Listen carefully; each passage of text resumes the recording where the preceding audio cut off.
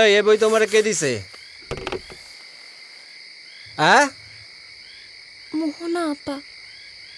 এই সব বাজে জিনিস জানি আমার বাড়িতে আর না ঢুকে। যত সব নাজায়জ জিনিস নষ্ট হওয়ার পথ। মোহনা বাড়ি আসো নাকি?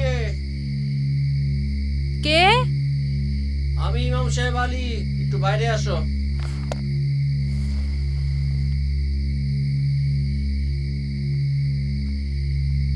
তুমি এই বই শাপলাকে দিছো? জি।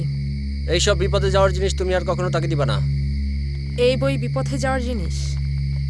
বড়দের মুখের উপরে কথা বলবা না। আপনি পড়েছেন এই বই? আমি পড়ি নাই, আমি জানি। আপনি না পড়েই জানেন? আমি জানি। আর ও তো এখন স্কুলে যায় না, ওর তো পড়ালেখা করার কোনো দরকার নেই। স্কুলে না গেলে বাড়িতেও বই পড়তে পারবে না?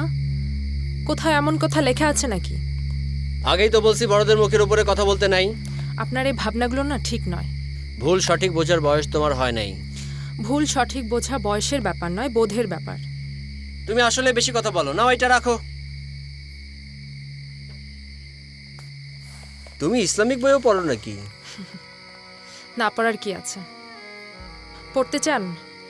পড়তে চাইলে নিতে পারেন। না, তুমি তো পড়তেছো। আমার পড়ার অনেক বই আছে, আপনি পড়তে চাইলে নিতে পারেন। তোমার অসুবিধা হবে না তো? না না, একদম না। বইটা ফেরত দেওয়ার জন্য কোনো তাড়া নেই।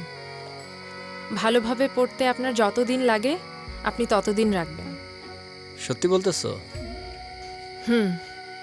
আর ভুলের কারণে হোক, ভাগ্যের কারণে হোক, শাপলা এখন আপনার স্ত্রী।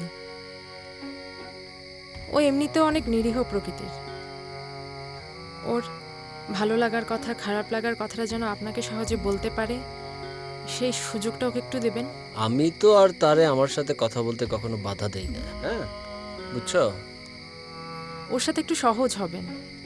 ও আপনার চেয়ে অনেক ছোট তো। সে আমি জানি। আচ্ছা ঠিক আছে, যাই। হ্যাঁ?